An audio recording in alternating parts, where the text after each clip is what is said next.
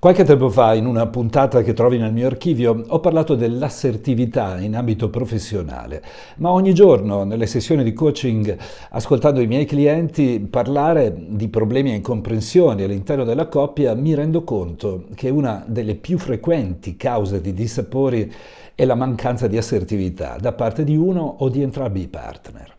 Purtroppo la dimensione assertiva non è frequentata da tutti, anche perché manca nel sistema scolastico la volontà di accompagnare gli allievi a capirla e a sceglierla come base intelligente su cui muoversi in ogni relazione, per evitare proprio le incomprensioni, mantenendo sempre un comportamento idoneo al contesto e rispettoso sia di se stessi sia degli altri. Come disse Dale Carnegie quasi 100 anni fa, l'assertività è più facile riconoscerla che descriverla, ma proviamo a dare una definizione, per quanto ristretta possa essere. La capacità assertiva consiste nel saper esprimere con convinzione le proprie opinioni, anche quando sono diverse da quelle dell'interlocutore. Consiste nel saper comunicare i propri desideri, i propri disagi all'interno della relazione, mantenendo sempre un tono rispettoso e adulto. E infine si esprime nella capacità di dire quei no che molte persone non riescono a pronunciare. Quando mi trovo in aula con davanti gruppi di persone e chiedo loro se hanno un'idea chiara di cosa sia l'assertività, molti mi confessano di non saperlo. E parlo di un pubblico molto eterogeneo per quanto riguarda la fascia d'età. Infatti lavoro sia con i giovanissimi delle scuole superiori sia con adulti conclamati nelle aziende. Alcuni ne hanno un'idea negativa e la assimilano alla manipolazione, a concetto quanto mai fuori strada. Altri la considerano come una mancanza di spina dorsale e mi parlano di tendenza ad assecondare sempre le idee degli altri, in una sorta di asservimento, ma ne ho sentite davvero di tutti i colori. Oggi vediamo insieme cosa significa essere assertivi nell'ambito della coppia e spero di riuscire a passarti quanto sarebbe utile e funzionale riuscire ad esserlo.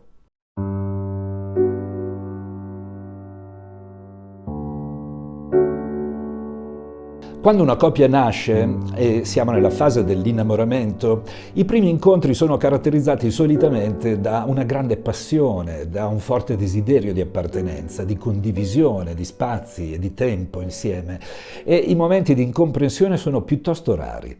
In questo periodo iniziale gli ormoni che ci pervadono ci portano spesso a non vedere le cose scomode nei comportamenti dell'altro o a ridimensionarle quando le notiamo, a minimizzarle, a lasciar correre, presi come siamo dall'oggetto del desiderio che ancora non sentiamo del tutto nostro.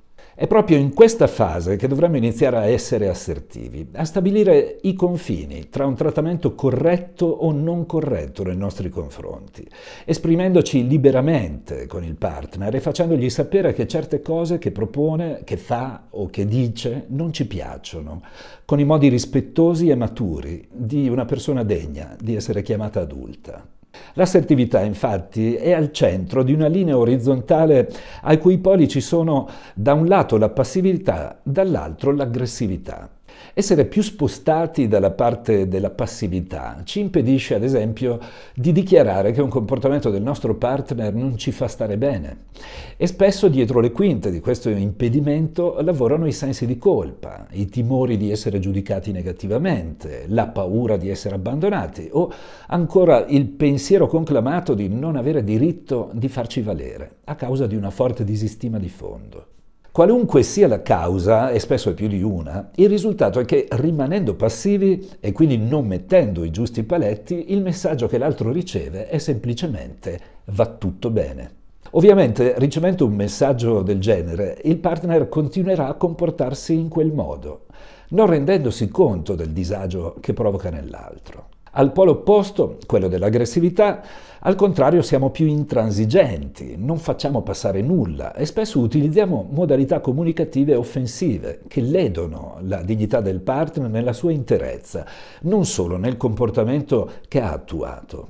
Dietro le quinte si muove un certo livore che nasce dal pensiero assurdo che l'altro dovrebbe arrivarci da solo a capire quanto ci mette a disagio, a volte, e quindi si rimetta in riga, in autonomia. La cattiva notizia è che, soprattutto se il partner di turno è maschio, è molto difficile che capisca certe sfumature senza essere guidato con i modi giusti a farlo. Purtroppo aggredire il partner in questi casi accende quasi sempre una dinamica dannosa, dal momento che chi si sente aggredito solitamente si difende ed è molto più difficile da una posizione di difesa capire i punti di vista dell'altro. Ti faccio un esempio menzionando una mia cliente che chiamerò con un nome di fantasia e che vive una grave incomprensione con il suo partner, a cui darò un altro nome di fantasia. Marta e Luigi si sono incontrati da adulti, tra i 40 e i 50 anni. Lei con un figlio già adulto e indipendente, Luigi con 3 figli piuttosto piccoli, in entrambi i casi avuti in relazioni precedenti.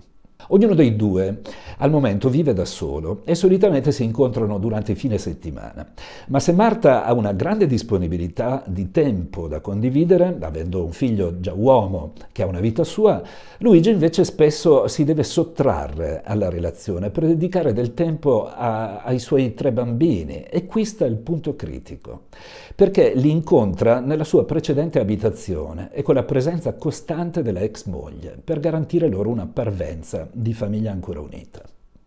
Non voglio entrare nel merito se sia giusta o sbagliata una scelta del genere da parte di Luigi e della sua ex moglie, ma limitarmi ai dati di fatto, che sono: Marta e Luigi si frequentano quando possono. Quando non possono farlo è perché lui rientra nella famiglia precedente e Marta rimane sola a casa sua. La situazione è questa sin dal principio della relazione e Marta inizialmente accettava la cosa senza turbamenti. Con il passare dei mesi le cose sono cambiate, poiché quando Luigi rientra nel suo vecchio copione rimane a casa a mangiarsi il fegato per la situazione, sentendosi relegata nel ruolo di amante e provando sentimenti di gelosia molto gravi. Ovviamente sono iniziati i problemi, dal momento in cui Marta ha iniziato a esprimere il suo disagio, dopo aver accettato per mesi la dinamica, e ora la coppia sta vivendo una grave crisi, senza entrare nella giostra dei torti o delle ragioni di uno o dell'altro. Questa storia è un chiaro esempio di mancanza di assertività da parte di Marta, dal momento che a suo tempo ha accettato passivamente una situazione che la faceva stare male, senza esprimere il suo disagio per mesi, mentre ora attacca Luigi accusandolo di essere un uomo senza attributi. Il messaggio che Luigi riceveva prima era "va tutto bene", quindi le cose si sono trascinate nel tempo, fino a riempire il vaso di sopportazione di Marta e a costringerla a cambiare registro, sorprendendo negativamente Luigi con le sue pretese e spingendolo a reazioni furiose quando si sente svilito nel suo essere maschio. Ed ecco i 2 poli di cui abbiamo parlato poco fa: la passività iniziale di Marta e l'aggressività di entrambi oggi. La loro qualità della vita si è abbassata, insieme ovviamente alla dimensione del noi. Ognuno è arroccato nel suo io e ora c'è un grave rischio di chiusura della relazione. Affermare i propri bisogni e le proprie sensazioni, essere in grado con modi rispettosi e maturi di dire certi no quando è il momento di dirli e non dopo, significa essere assertivi ed evitare il circolo vizioso delle incomprensioni che, quando avvengono troppo spesso e sempre per le stesse ragioni, spostano entrambi i partner da una posizione di collaborazione a quella della competizione. Il tutto diventa una gara a chi ha ragione, cosa che con l'amore ha ben poco a che fare. Basta che uno solo dei 2 partner rinunci, a causa di paure o debolezze personali, a esprimere la sua soggettività in maniera autentica. Basta che uno solo inizi a vivere la relazione con l'idea di far contento l'altro, a discapito di se stesso, per vedere una coppia naufragare nel tempo. Gli esempi di problemi simili a quelli di Marta e Luigi, nati dalla mancanza di assertività, si sprecano. Pensa solo a quante volte al posto della gestione dei figli c'è la passione per uno sport da parte di uno dei 2 partner. Oppure a quante donne fanno l'amore quando non ne hanno la minima voglia, o ancora alle cene, ai pranzi, alle vacanze obbligate con i parenti non graditi da uno o dall'altro, e a tutte le possibili pieghe che molti si costringono a fare con le migliori intenzioni, salvo poi vomitarle addosso al partner a distanza di tempo.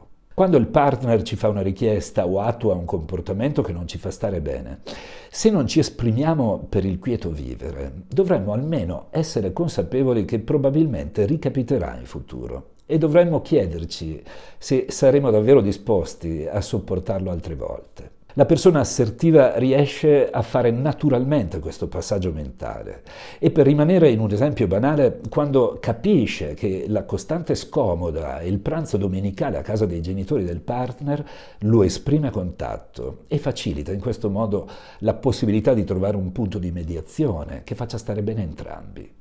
Invece quello che vedo spesso accadere in questi casi è che si accetta di fare anche un anno intero di pranzi domenicali con i parenti del partner, mandando giù ogni volta l'amaro boccone per poi, alla prima discussione accesa, vomitargli addosso quanto abbiamo fatto per lui, pur non avendone voglia.